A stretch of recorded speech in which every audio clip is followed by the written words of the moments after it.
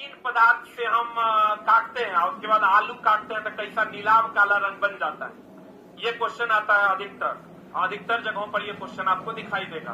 तो आप ध्यान रखिएगा हमेशा कि मंड या कार्बोहाइड्रेट। अब कार्बोहाइड्रेट में भी चला बहुत सारा टाइप का कार्बोहाइड्रेट होता है।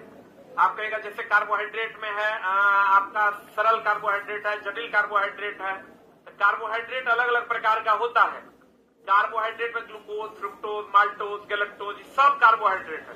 ऐसा नहीं कार्बोहाइड्रेट के बदले में अगर ग्लूकोज दे देगा तो वो भी सही है। कार्बोहाइड्रेट के बदले ग्लूकोज, फ्रुक्टोज, माल्टोज, गैलेक्टोज ये सब कार्बोहाइड्रेट का एक प्रकार है। क्या है ये? तो मड या कार्बोहाइड्रेट जैसे ही आयोडीन से अभिक्रिया करेगा ये रंग जो देगा नीला से काला। ये देखो ये डैश का मतलब माइनस नहीं है, से है, या यूं कहें कभी कभी वर्ड बदल देता है नीलाभ से काला। क्या बना देता है? चला नीलाभ से काला। मड, एक मिनट रुकना, चला तब लिखना एकदम बढ़िया चकचका। आज जो पन्ना में लिखना है कल से बढ़िया वाला पन्ना लेके आना। मड कार्बोहाइड्रेट आयोडीन, ठीक है, से अभिक्रिया करके नीलाभ से काला रंग देता है। और अगर आप कहोगे कॉपर, हम बार बार बच्चा को पढ़ाते हैं बाबू रे, कॉपर जो है ये अपना रंग बदल देता है। कॉपर अपना रंग कैसा कर लेता है? हरा। किसके कारण? Cu2O या H2S के कारण। और चांदी अपना रंग कैसा कर लेता है? काला। और ये किसके कारण कर लेता है? Ag2S के कारण। ये बिहार दरोगा का क्वेश्चन है। हम पहले भी आपको बोले हैं बिहार दरोगा 2023 का पीटी का क्वेश्चन है ही कि कॉपर पर किसकी परत जमती है तो वो हरा हो जाता है। कभी कभी कॉपर के जगह पीतल भी दे देगा। कॉपर की जगह क्या दे देगा? पीतल। आपको पता है पीतल में मैक्सिमम परसेंटेज किसका होता है? कॉपर का होता है। तो अगर कॉपर दे के या नहीं दे के पीतल दे देगा तो भी आंसर क्या है? सही है। तो कॉपर या पीतल, कॉपर या क्यों कॉपर के बदले पीतल दे देगा? पीतल का बर्तन में हम लोग खाते हैं कि नहीं? अब पीतल भी कैसा हो जाता है? हरा हो जाता है। किसके कारण? Cu2 और H2S के कारण। और चांदी जो है काला हो जाता है किसके कारण? Ag2S। कभी कभी क्या करता है चला, कॉपर हरा हो जाता है और ऑप्शन में Cu2S दे देता है। तो लड़का को Ag2S याद रहता है और Cu2S मार देता है।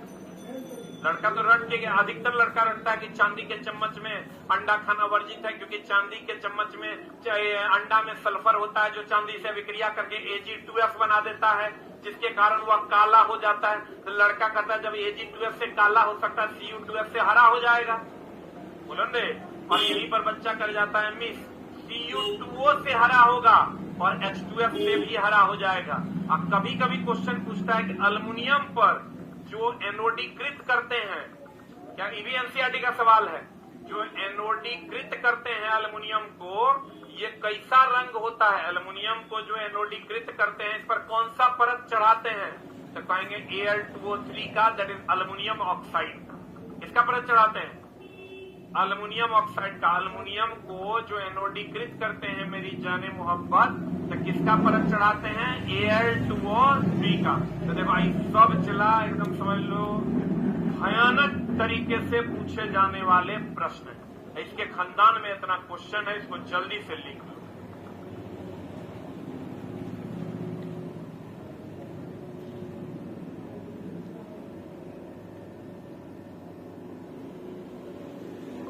बिहार इलेक्ट्रिसिटी जिन बच्चों ने लिया है उनका कल से क्लास चलेगा 6 बजे से। नए बच्चों का 6 से 8 चलेगा नॉन टेक, 8 से नॉट ट्रेड। पुराने बच्चों का अभी सिर्फ 8 से नॉट ट्रेड चलेगा। 6 से 8 की जानकारी हम आपको अलग से देंगे।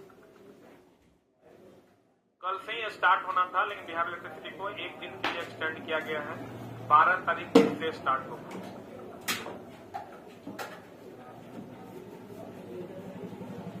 केस काला दिख रहा है, केस देख के की करेगा? कंटेंट देखो ना। हो गया?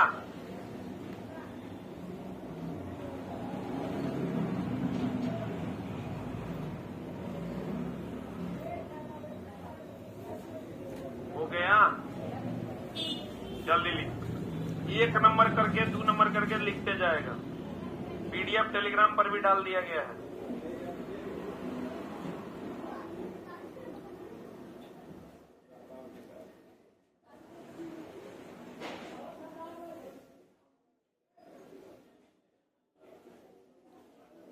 हो गया, ये पहला ऑब्जेक्टिव था आपका। दूसरा, पहला ऑनलाइन में प्रोटीन का परीक्षण CuSO4 से किया जाता है, जिसमें प्रोटीन का रंग कैसा हो जाता है, बैगनी। देखो चला, प्रोटीन टेस्ट पूछने लगा है, क्वेश्चन ऐसा नया नया पूछता है, चला पता नहीं चलेगा चला पूछा क्या। प्रोटीन टेस्ट जो होता है ये किसके द्वारा करते हैं, कॉपर सल्फेट के द्वारा। अब बताओ कॉपर सल्फेट अम्लीय की क्षारीय, ये ध्यान रखना। कॉपर सल्फेट जो होता है चला, कॉपर सल्फेट होता है चला अम्लीय। क्या होता है ये, कॉपर सल्फेट अम्लीय होता है। कॉपर सल्फेट क्या होता है, अम्लीय होता है। अम्लीय होगा तो ये ABr फॉलो करेगा कि BRB, ABr बोले तो एसिड ब्लू टू रेड कर देगा। एसिड अम्ल जो है नीले को क्या कर देगा, लाल कर, ब्लू कर देगा।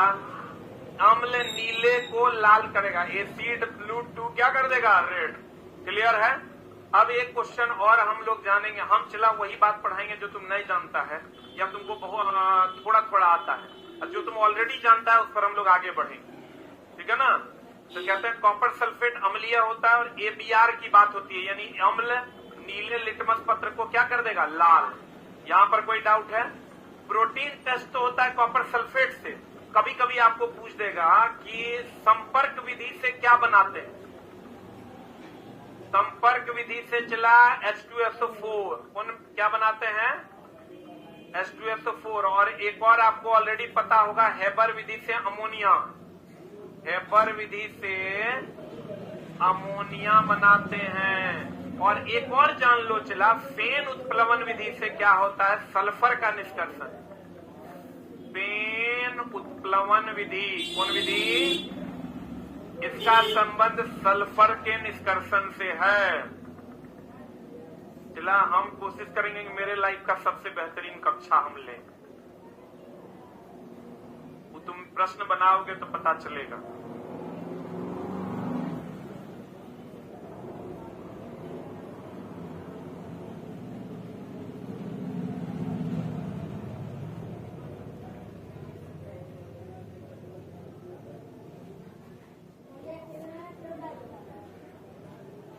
हो गया।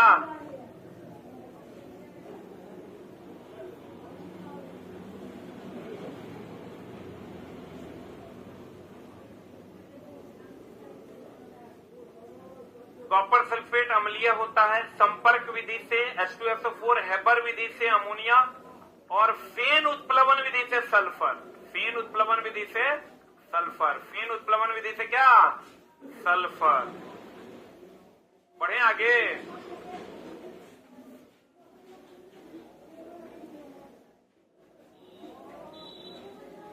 कहते हैं कार्बोहाइड्रेट को देखो ऊर्जा प्रदान करने वाला भोजन कहा जाता है। जैसे चला ये वो चीज और है, ये जो लाइन लिखल है ना, ये NCERT के एग्जैक्ट लाइन है, एग्जैक्ट यही बात वहां लिखल है, उठा के खाली पेस्ट है। जैसे क्वेश्चन हम लोग क्या पढ़ते हैं, देखो कार्बोहाइड्रेट क्या देता है, ऊर्जा। ये बात NCERT में नहीं है। NCERT में कार्बोहाइड्रेट को ऊर्जा प्रदान करने वाला भोजन कहा जाता है। तो आपको पता है ऊर्जा से संबंधित आपका जो लाइन है वो सबको पता होना चाहिए। नहीं पता है तो कार्बोहाइड्रेट, कार्बोहाइड्रेट क्या देता है, क्या देता है, ऊर्जा देता है। और उसके बाद अगर हम बात करें कार्बोहाइड्रेट क्या देता है, ऊर्जा। वसा अत्यधिक ऊर्जा देता है, या देखो अत्यधिक में अधिकतम ऊर्जा देता है। Everything is a copy of a copy. We need to begin again with fresh eyes. See life for what it could be. With greater tools and the power to do it all. Stand apart and be powerfully unique. PW Set is back. Physics वाला scholarship कम admission test आ चुका है for class 8, 9, 10, 11, 12 या dropper. आप किसी भी class में हो, आप ये एग्जाम को दे सकते हो और अप टू 9। अधिकतम ऊर्जा कौन देता है, वसा। ऊर्जा खाली कौन देता है, कार्बोहाइड्रेट। ऊर्जा खाली कौन देता है, कार्बोहाइड्रेट। बीपीएससी के लिए साइंस पढ़ा दीजिए सर। अब 2 दिन में बीपीएससी का एग्जाम है रे, टीचर वाला।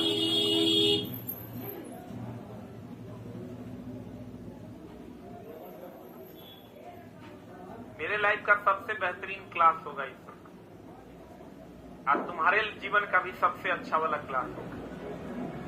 कंटेंट जाएगा तुम्हारे अंदर ना, खून इतना तेजी से दौड़ेगा कंटेंट वाला। तो पढ़ोगे, क्वेश्चन बनाओगे, चला तो पता चलेगा, बोलने से तो होगा नहीं। बोले कि हो गया, अरे बोलो। अब देखो चला, यहाँ पर हम आते हैं थोड़ा सा, और क्या कहते हैं ध्यान दीजिएगा। विटामिन ए हम लोग 100 बार पढ़ते हैं, रतौंधी विटामिन ए, रतौंधी विटामिन ए, रतौंधी विटामिन ए। पढ़ता है कि नहीं? रतौंधी में रात में कम दिखाई देता है, रात का अंधापन भी इसको कहते हैं। लेकिन यहाँ चला, विटामिन डी के बारे में आप जानते हैं, विटामिन डी कहाँ से मिलता है? सूर्य से। आप विटामिन सी के बारे में आप जानते हैं कि ये खट्टे पदार्थ से मिलता है, जानते हैं ना? वो यहाँ पर थोड़ा सा लाइन जो एनसीईआरटी में दिया है, उसी टाइप से क्वेश्चन चला पूछता है कि विटामिन डी त्वचा के, आंख के लिए तो जरूरी है, ये है विटामिन ए, त्वचा के लिए भी जरूरी है, यानी त्वचा और आंख के लिए जरूरी है। और विटामिन डी की अगर हम बात करें तो विटामिन डी की कमी से कौन बीमारी होता है? हाँ, रिकेट। रिकेट अस्थि से संबंधित है ना? और दांत भी एक प्रकार का अस्थि है, क्योंकि दांत और अस्थि अगर दोनों की बात करें मेरी जान, तो दोनों बना होता है कैल्शियम फॉस्फेट से। ये दांत ले लो और ये अस्थि ले लो, दोनों बना होता है कैल्शियम फॉस्फेट से बना होता है। रुक जा रुक जा, हम लोग कहते हैं विटामिन डी रिकेट्स है। रिकेट्स एक प्रकार का सूखा रोग, हड्डियों का बीमारी है। तो हड्डी का बीमारी तो हम लोग जानते हैं हड्डी का बीमारी है, बुलंदे। अब दे देगा दांत का तो फिर गड़बड़ा जाइएगा, लेकिन दांत भी एक प्रकार का क्या है? हड्डी है। तो कहते हैं विटामिन डी अस्थि और दांत के लिए प्रयोग किया जाता है। अगर इसकी कमी होगी तो 2 चीजें आपका गलत हो जाएगा, 2 चीजों में गड़बड़ी आ जाएगी, एगो अस्थि एगो दांत। और क्योंकि दोनों बना होता है किसका? कैल्शियम फॉस्फेट का। अधिक मात्रा में कैल्शियम और कम मात्रा में फॉस्फोरस। विटामिन सी रोग घाव के प्रति सुरक्षा। देखो विटामिन सी में 2 बातें हैं। विटामिन सी हम लोग क्या पढ़ते हैं? रोगों के प्रति सुरक्षा, इसलिए कि कोरोना के टाइम में देखना विटामिन सी की गोली मिलती थी, क्योंकि अगर आप विटामिन सी का श्रवण करते हैं, विटामिन सी आप पीते हैं या खाते हैं टेबलेट के रूप में, तो रोग प्रतिरोधक क्षमता आपका बढ़ जाएगा, बोलेंगे। और रोग प्रतिरोधक क्षमता बढ़ जाएगा मेरी जान, लेकिन घावों को भी ठीक करने के लिए कौन चाहिए? Vitamin C. तो कहता है घाव के प्रति सुरक्षा भी कौन देता है? Vitamin C. अब मेरे दोस्त आप जानते थे विटामिन ए आंख के लिए, रतौंधी। अब जानिए आप किसके लिए? त्वचा के लिए। विटामिन डी अस्थि के लिए जानते थे, अब आप जानिए दांत के लिए। और विटामिन सी रोग के लिए आप जानते थे, रोगों के प्रति सुरक्षा के लिए। अब आप ये भी जानते होंगे ऑलरेडी, घाव के प्रति सुरक्षा के लिए। बोलवे नहीं करेगा तो हड्डी दे देगा, नहीं देगा तो दांत आंसर होगा, आंख नहीं देगा तो त्वचा आंसर होगा, यहाँ पर रोग नहीं देगा तो घाव भरना आंसर हो जाएगा। अब कहोगे दोनों दे देगा तो नहीं देगा, कोई एक ही गुण देगा, देगा तो एक से अधिक उत्तर मार दीजिएगा। बोलिए, तो ये आपका मामला है। और अस्थि और दांत किसका बना होता है? Calcium phosphate. Any doubt?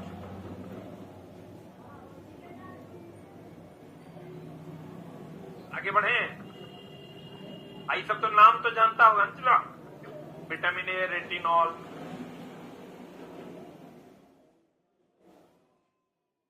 आई जो चला विटामिन सी है ना, घाव के प्रति सुरक्षा और रोग से लड़ने के लिए हमारे शरीर में एंटीबॉडी बनाने में सहायता करता है। कौन?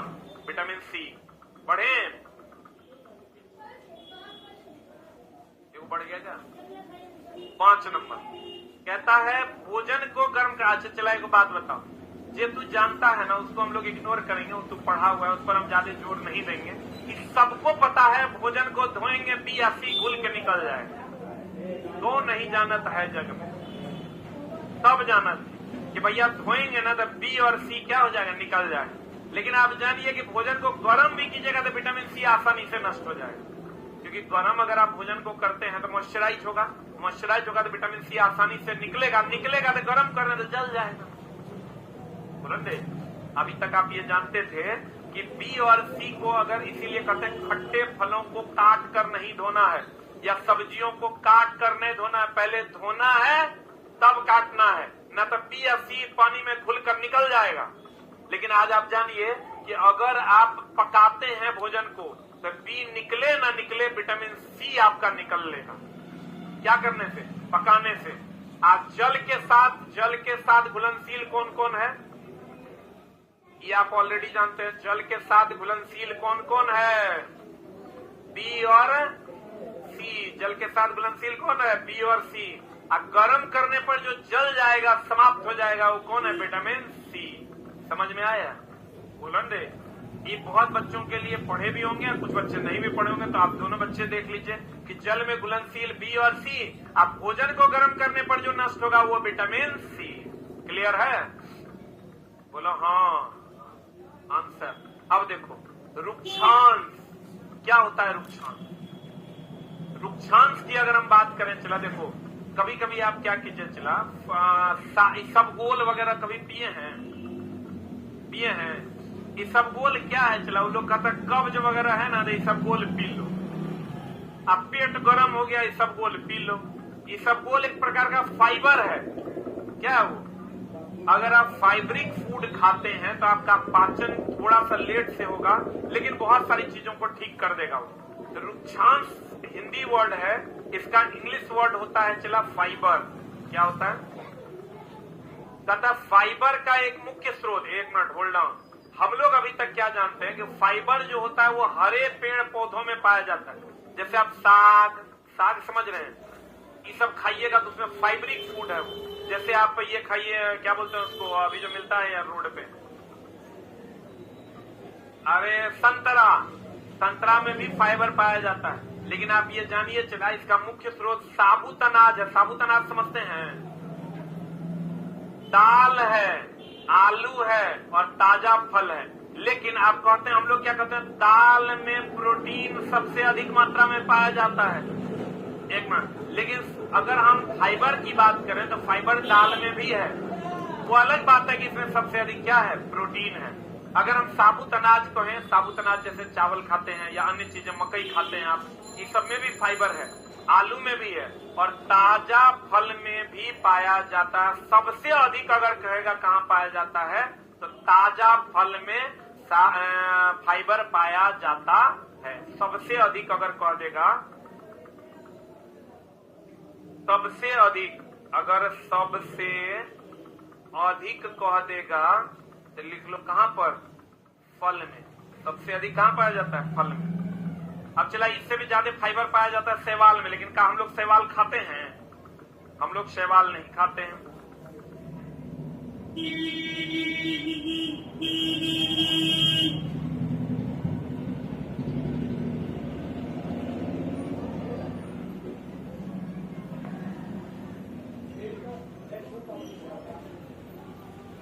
सबसे अधिक फाइबर कहाँ पाया जाता है? शैवाल में। सेलुलोज भी चला सबसे अधिक कहाँ पाया जाता है?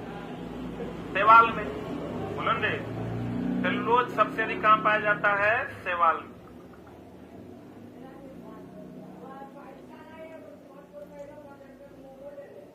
चलते हैं चला अगले प्रश्न की ओर। कहता है वह पदार्थ जिसे आसानी से संपीड़ित खरोंचा जा सकता है, कोमल पदार्थ तथा इसका उल्टा कठोर पदार्थ। अब देखो तीन प्रकार का पदार्थ है, एक कोमल पदार्थ है, एक कठोर पदार्थ है। एगो चला अगर हम बात करें चिम्मड़ पदार्थ, देखो सब अलग अलग है, कोमल, कठोर, चिम्मड़। अब चला दोनों का हिंदी अलग अलग है। इसका इंग्लिश हार्ड है, इसका इंग्लिश टफ है। बोलो हाँ।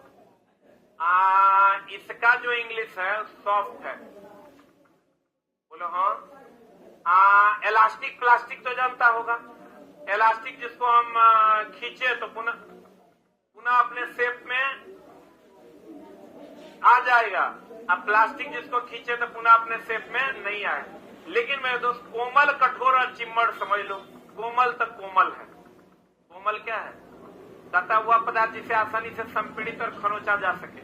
जैसे आप ले लीजिए पनीर कोमल है, उसको खरोंच भी सकते हैं, आसानी से उसको संपीड़ित भी किया जा सकता है। तो कोमल के बारे में तो कोई बात नहीं करेंगे, लेकिन हार्ड और चिम्मड़ के बारे में बात करेंगे। एकरा बात वो नहीं करेंगे, एक एग्जाम्पल देंगे और आप तुरंत समझ जाइएगा। जैसे स्टील, ये हार्ड है। स्टील क्या है मेरी जान? स्टील जो है ये आपका हार्ड है। स्टील क्या है? हार्ड है। और प्लास्टिक का कुर्सी जो है,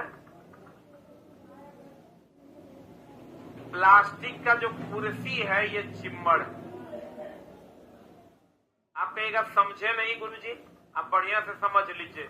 जिसको चाकू से या नाखून से काटा ना जा सके, चाकू से मान लो ना, जिसको चाकू से काटा और खुरचा ना जा सके कठोर, आज जिसको चाकू से काटा या खुरचा जा सके चिम्मड़।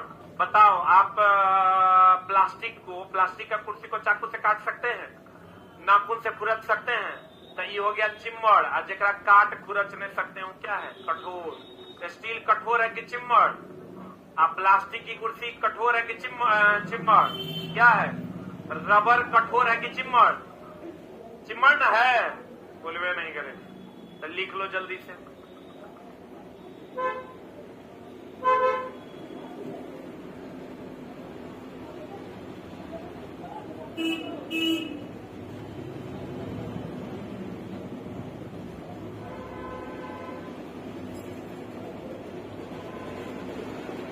वो छोटा लिखता है, अच्छा पढ़ा लेते हैं।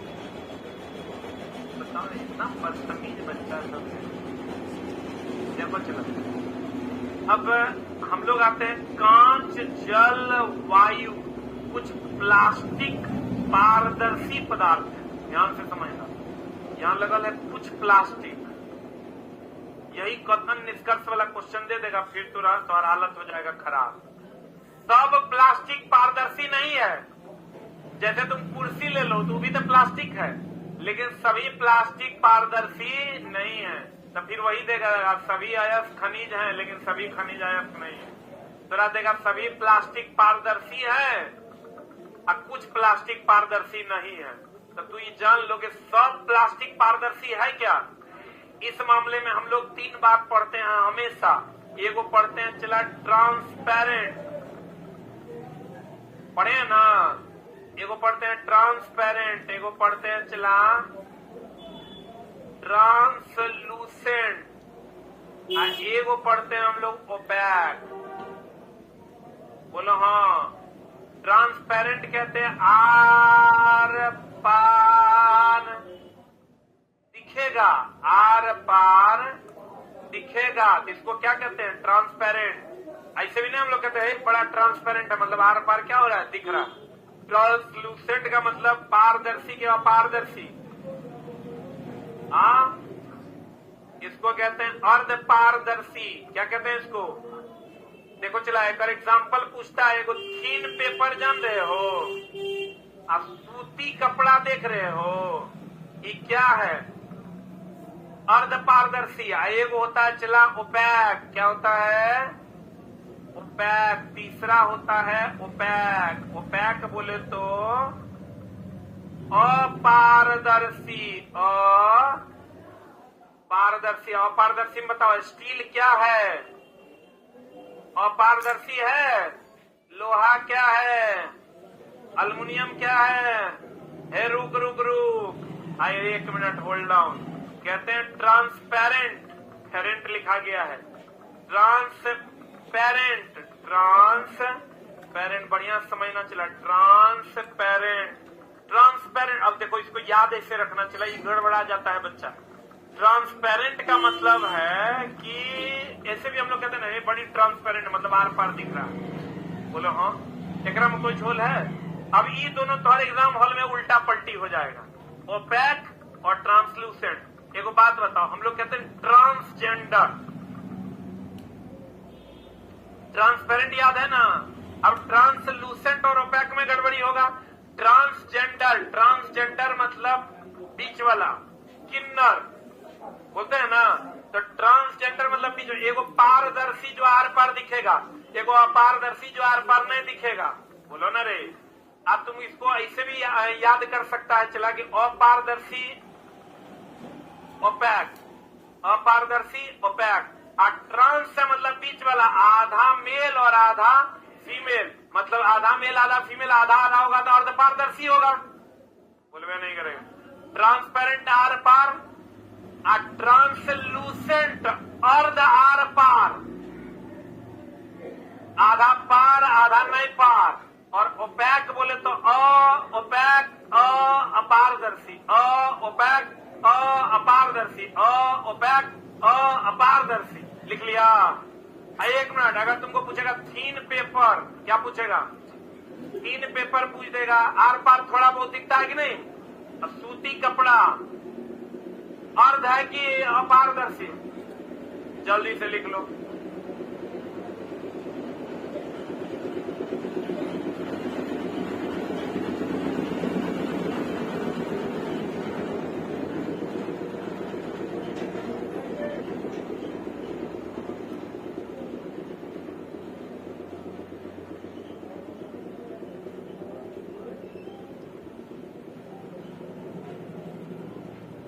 हो गया?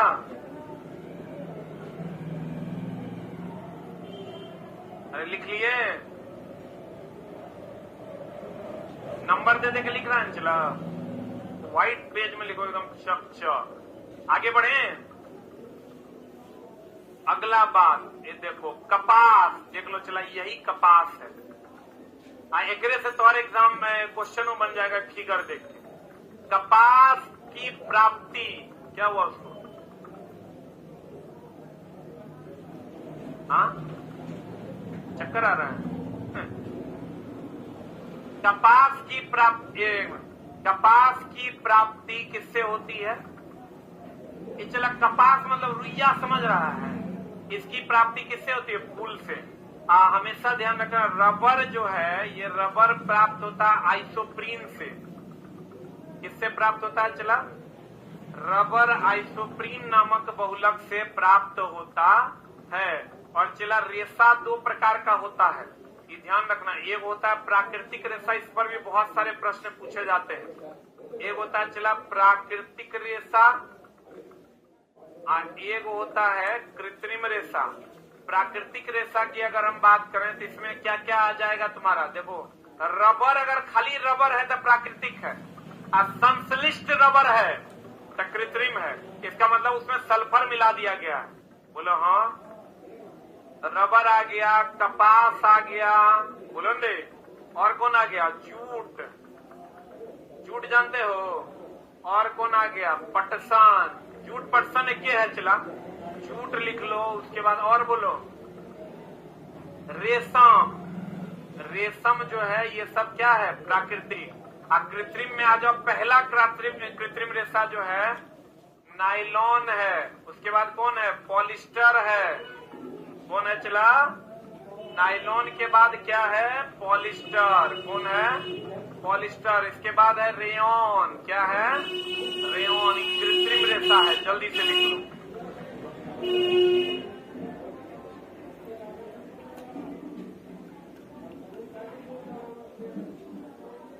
जल्दी।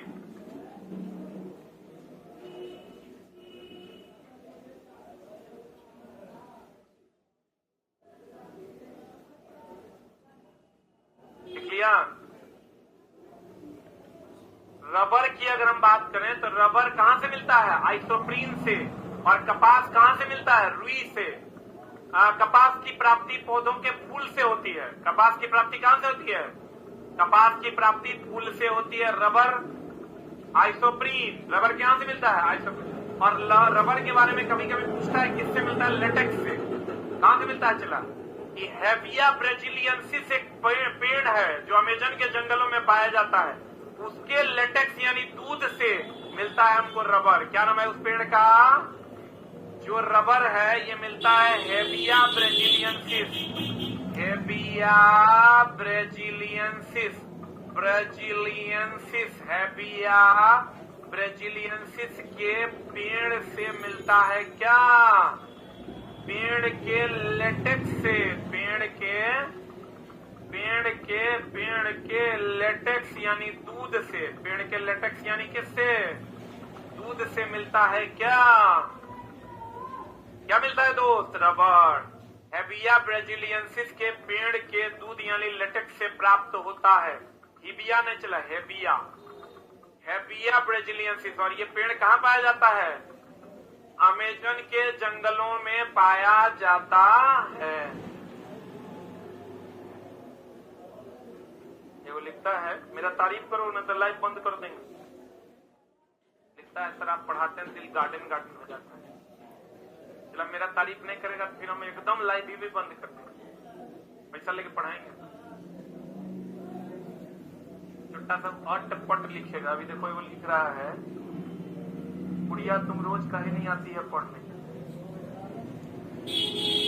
अब मान लो कि गुड़िया आ भी जाएगी पढ़ने, तो उससे तुम उसका कमेंट्स ही तो देख पाओगे।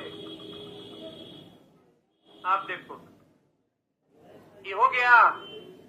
अरे हुआ, इधर आ जाओ, इधर इसको मिटाएं। कौन सा पेड़ से? हेबिया ब्राजीलियंसिस के लेटेक्स से। किससे? लेटेक्स से। आइसोप्रीन। आप कह देगा चला रबर एक प्राकृतिक बहुलक है, लेकिन अगर कह देगा संश्लिष्ट रबर, तो संश्लिष्ट का मतलब एक कृत्रिम होता है। आ जाओ इधर। कहते हैं मेरी जान, सूखे पौधों की डंडियों को आसानी से अलग करना क्या कहलाता है? थ्रेशिंग। ये चला सबको पता होगा, किसान के बच्चे हैं हम लोग के लिए तो नॉर्मल बात। सूखे पौधों की डंडियों से अनाज को अलग करना सब थ्रेशरिंग जानता है। लेकिन एनसीईआरटी में प्रश्न था तो ये वन लाइनर आपके सामने उपस्थित है। इस पर हम लोग ज्यादा टाइम ना देते हुए अगले में चलते हैं। अनाज से भूसी को अलग करना ये निष्पावन है। सब क्वेश्चन है एनसीईआरटी में, अगर मजाक में नहीं लेना। अनाज से भूसी को अलग करना निष्पावन क्या है? निष्पावन कहलाता है, जिसको इंग्लिश में विनोइंग कहते हैं। क्या कहते हैं? चला अनाज से भूसी को अलग करना विनोइंग यानी निष्पावन कहलाता है। लेकिन यही अगर तुरा कह देगा सूखे डंठल किधर गया? सूखे पौधों की डंडियों से अनाज को अलग करना क्या कहलाता? थ्रेशिंग। तो बताओ तो चला ई बात दोनों अलग अलग है कि नहीं है? ई तो हम लोग तब जो भूसी वगैरह अलग करते नहीं, या गुंडा अलग करते हैं। गुंडा जानता है रे? वो फिल्म वाला गुंडा नहीं होता, धान में चावल में का जो गुंडा होता है उसको हम लोग करते हैं अलग। उस विधि को हम लोग निष्पावन कहते हैं। क्या कहते हैं इसको? और चला तुमको हम हमेशा पढ़ाते हैं कि समुद्री जल का शुद्धिकरण किसके द्वारा होता है? किसके द्वारा? आसवन। समुद्री जल का शुद्धिकरण जो है ये आसवन विधि द्वारा होता है। कौन विधि द्वारा? और पेट्रोलियम का शुद्धिकरण जो है, पेट्रोलियम का शुद्धिकरण ये होता है प्रभाजी आसवन विधि द्वारा। और अगर कह देगा स्विमिंग पूल का पानी किससे साफ होता है? स्विमिंग पूल का पानी किससे साफ होता है? क्लोरीन से। किससे? आयोडीन से भी। और अगर तुमको कह देगा पीने वाला पानी हम लोग जो साफ करते हैं फिल्टर में, वो किससे साफ होता है? पराबैंगनी किरण से। इसीलिए देखना केंट का प्यूरिफायर आप खरीद के लाओगे, उस पर लिखल रहता है यूवी प्लस। क्या लिखल रहता है? UV plus. आज तरीके लाइट कैसे कट गया क्या?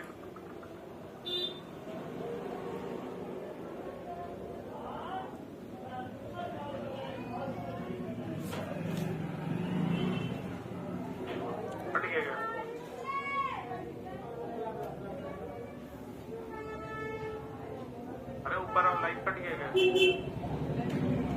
ऊपर आओ, ऊपर जो तो कट गया क्या? चल रहा है। पंचांग भी आता है लाइवों में।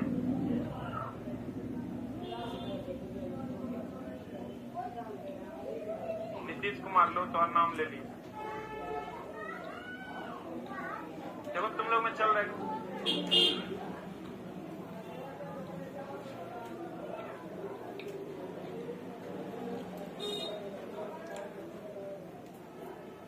हो गया? चला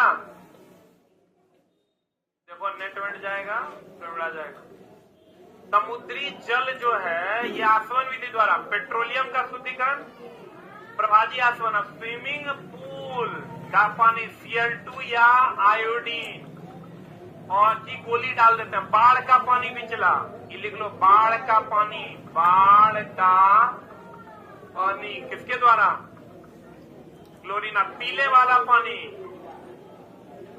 इसीलिए देखना केंट के प्यूरिफायर पे लिखा रहता है UV+, 1+, UV+, पीने वाला पानी पराबैंगनी किरण से साफ होता है। स्विमिंग पूल का पानी क्लोरीन से या आयोडीन से, या क्लोरीन से कौन सा पानी, बाढ़ का पानी, बाढ़ के पानी को शुद्ध किया जाता है। पेट्रोलियम का शुद्धिकरण प्रभाजी आसवन और समुद्री जल का शुद्धिकरण आसवन।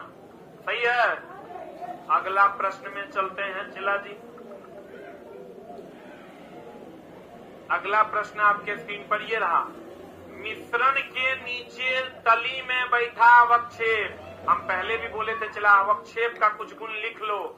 अवक्षेप हम एनसीईआरटी का सवाल है कि अवक्षेप जो है पानी में अघुलनशील होता है, पानी में अघुलनशील है। कौन? अवक्षेप। अवक्षेप लिख के डाल दो, लिखो पानी में अघुलनशील। आइए, ठोस अशुद्धि है। कौन अशुद्धि है? चला, ठोस अशुद्धि है। कौन अशुद्धि है? ठोस अशुद्धि है।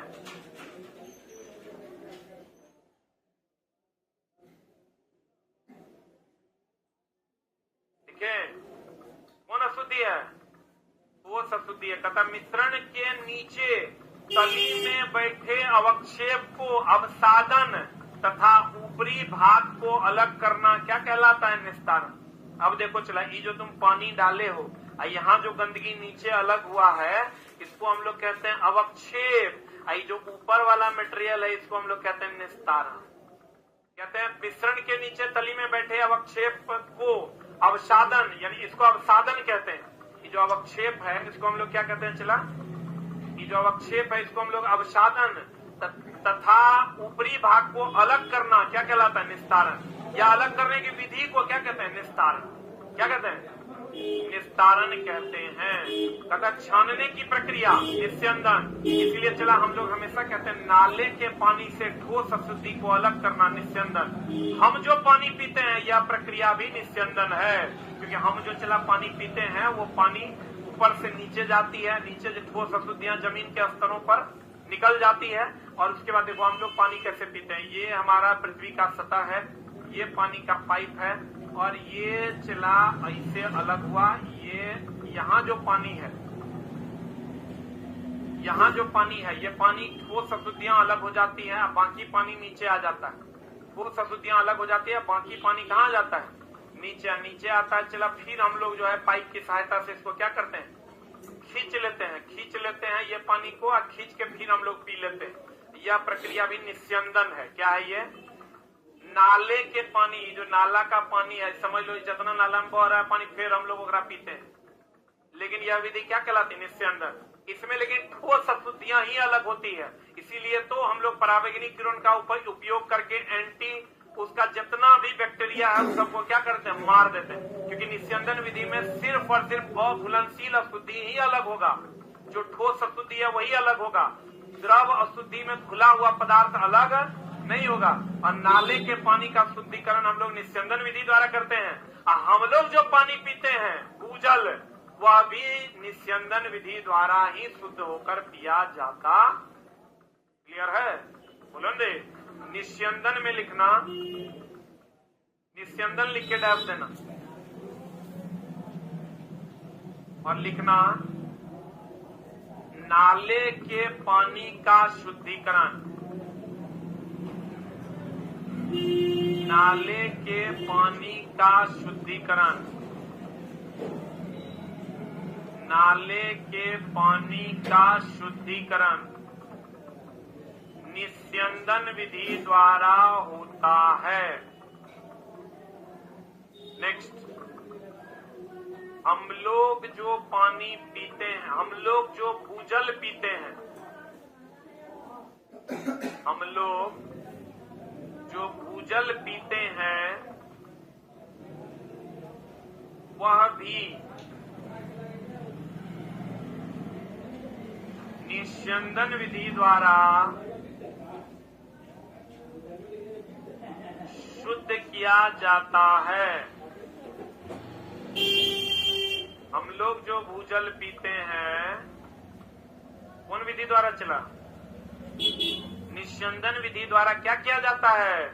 शुद्ध किया जाता है। या हम लोग ऐसे कह सकते हैं, निस्यंदन बोले तो नाला का पानी, हम तो ऐसे ही याद रखे चला। निस्यंदन बोले तो नाला का पानी, या निस्यंदन बोले तो भूजल का शुद्धि का भूजल जो हम लोग डायरेक्ट पीते हैं वो। और निस्यंदन में ठोस अशुद्धि अलग होता है, ये बात भी लिख लो। निस्यंदन में कौन अशुद्धि अलग होता है? ठोस अशुद्धि अलग होता है। निस्यंदन की अगर हम बात करें चला, इसमें ठोस अशुद्धि जो है वो अलग हो जाता है। निस्यंदन में ठोस अशुद्धि अलग होता, निस्यंदन में ठोस अशुद्धि अलग होता। निस्यंदन में कौन अशुद्धि अलग होता है? ठोस अशुद्धि अलग होता है।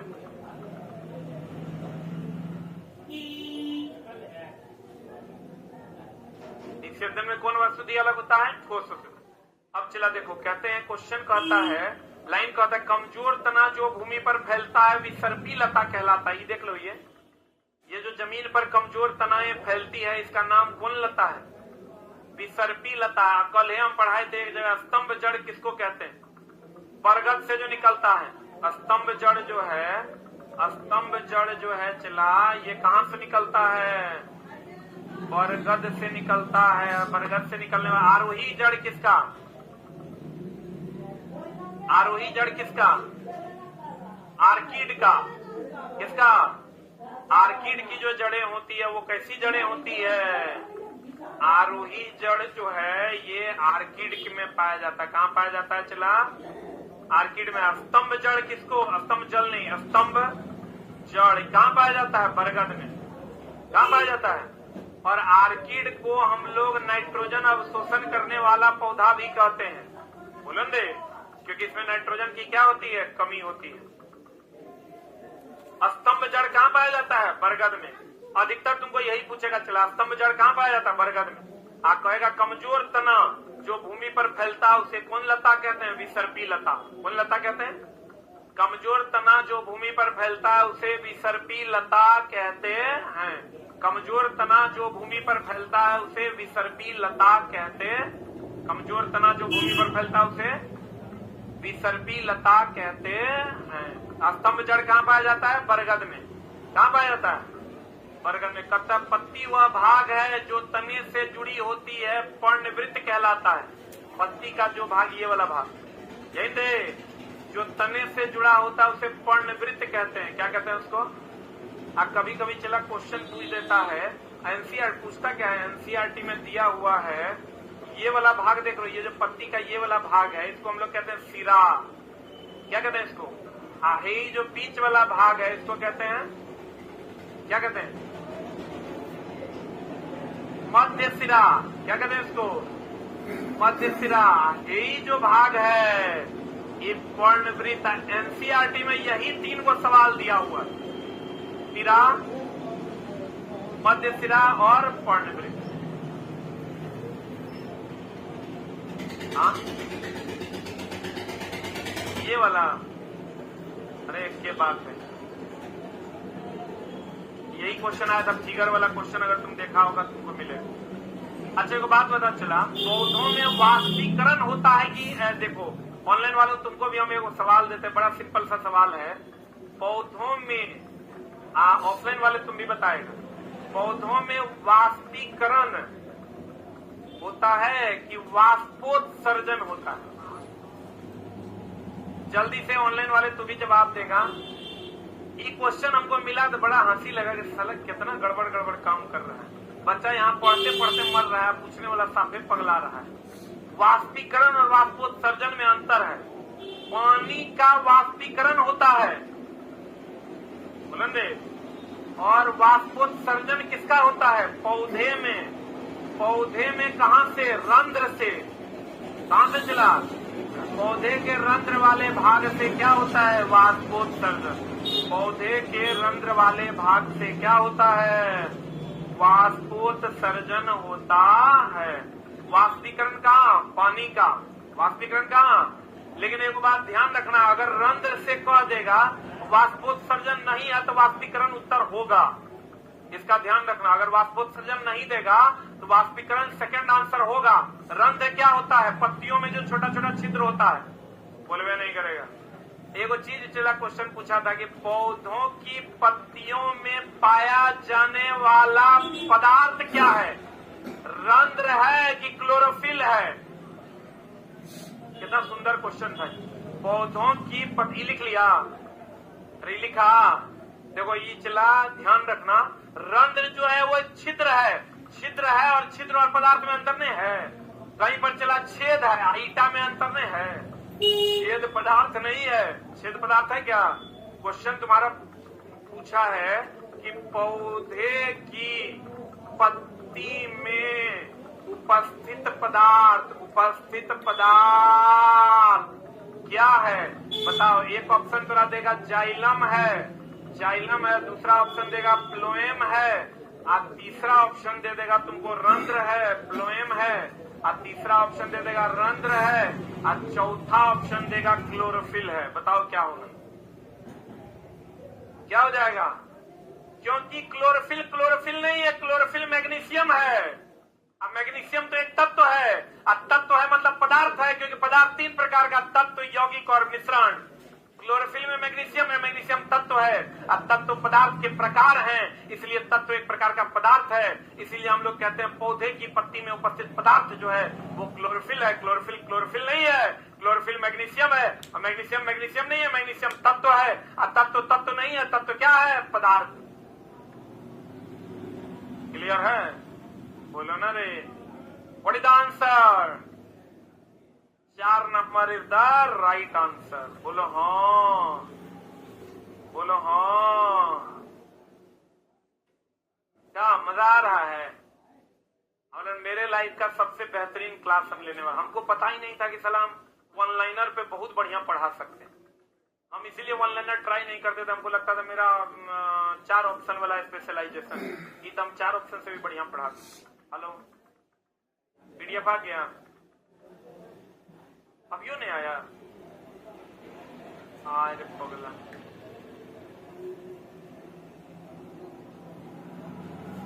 बाप रे, चला रही 3 बजे से बोल रहा है 5 मिनट। अब तुरा लगेगा गुरुजी आपके झूठ बोल रहे हैं। हेलो हेलो,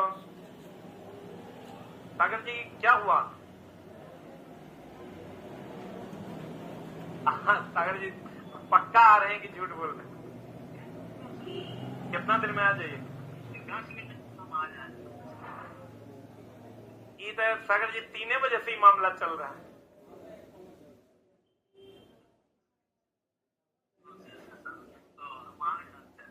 ये तो 2 बजे से हो रहा है 10 मिनट। अब यूं तो आप हमको हम 6 बजे कॉल करके बोले चल दिए हैं।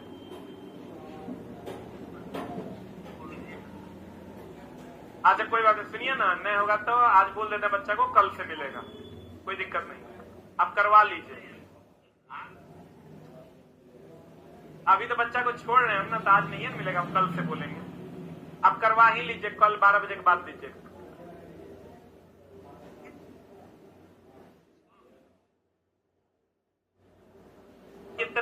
कितना ला रहे हैं? 1000 के बाद बच्चा अभी 2000 है। कोई बात नहीं, कल देंगे। आप करवा के आके रख दीजिए, कल देंगे। सुन लिया? चला, हम झूठ नहीं बोलते। हम ये पीडीएफ लाने के लिए उनको छुट्टी भी दे दिया ड्यूटी से। अब 2 बजे से हम अपने से कॉल कर रहे हैं कि ले आएगा। फाइनली देखो, अब यो हमको जब क्लास पूछ रहे थे तो हमको, हम बोले 5 मिनट में देगा, हमको बोला पहुंच गए बिगना पहाड़ी मोड़ पर।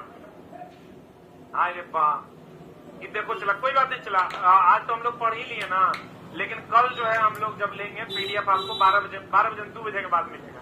2 बजे के बाद अगर आया होगा 2 बजे के बाद उपलब्ध मिल जाएगा। और साइंस टेस्ट में जिन बच्चों का एडमिशन है उनको लेना नहीं है, कल आप यहाँ आइएगा तो आपको क्लास में बंटवा देंगे, ठीक है ना? बाकी बच्चे अपना ले लेंगे, साइंस टेस्ट वाले नहीं लेंगे, उनको यहाँ मिल जाएगा। वहां नहीं मांगना है काउंटर पे, नहीं कार्ड दिखा के नहीं मांगना है, उसमें घपला हो जाएगा। जो बच्चा कार्ड के साथ एंट्री करेगा उसको मिल जाएगा। तो इधर आते हैं हम लोग। पौधों की पत्तियों में उपस्थित पदार्थ कौन है? क्लोरोफिल। अब चला कहता देखो है, ये देखो आया, ये देखो आया, ये देखो आया। हम यही ना भी पढ़ा रहे थे, हम बोले थे पत्ती से जल के वाष्पीकरण की प्रक्रिया वाष्पोत्सर्जन कहलाती है, ना कि वाष्पीकरण कहलाती है। वाष्पीकरण की वाष्पोत्सर्जन क्या कहलाती है? वाष्पोत्सर्जन कहलाती है। क्लियर है? और पानी का क्या होता है? वाष्पीकरण। अच्छा चला, जब इतना तू पढ़िए लिया तो वो एनसीईआरटी का एक और सवाल है, बताएगा? बता दो तुरा, हम पूछ जाएंगे कि तू सही में पढ़ता है। बताएगा? एक बात बताओ चला, एकदम सिंपल सा क्वेश्चन हम तुरा देते हैं, अब तू हमरा बताना। वाष्पीकरण एकदम कोई नहीं बोलेगा, जब बोलेंगे तब बोलना। वाष्पीकरण जो है पहला ऊष्मा क्षेपी है, कोई नहीं बोलेगा। दूसरा ऑनलाइन वालों तू लोग भी बोलेगा रुक रुक रुक रुक रुक रुक रुक रुक रुक, हम बताते हैं। वो बात है एकरा में, जैसे ही क्वेश्चन चला रट्टा नहीं मारना, सोचना है। Think about the question. ये सोचो, ये जो सिस्टम है वाष्पीकरण, ये ऊष्मा ले रहा है कि हमरा दे रहा है? रुक रुक रुक ना। चला हम एक और दूसरा एग्जांपल एक्सप्लेन कर देते हैं, तुमको बढ़िया समझो ना। जैसे हम लोग जो कहते हैं वाष्पीकरण, हमको ये याद करें, देखो पानी है, रट्टा मारोगे चला तो उसमें छेपी सोसी हो जाएगा, सोसी छेपी हो जाएगा। हम ये याद करेंगे कि वाष्पीकरण है, ऊष्मा लेगा। क्या करेगा? ऊष्मा लेगा। तो लेगा तब ना पानी गर्म होगा तो वाष्प बनेगा। क्लियर है? अब आ जाओ ऊर्ध्वपातन पे, हंसना नहीं। ऊर्ध्वपातन हमको पता है ठोस से गैस में बदलता है। ठोस से किसमें बदलता है? गैस में। ठोस से अगर ये ऊर्ध्वपातन विधि है और ठोस से किसमें बदल जाता है? चला ठोस से किसमें बदल जाता है?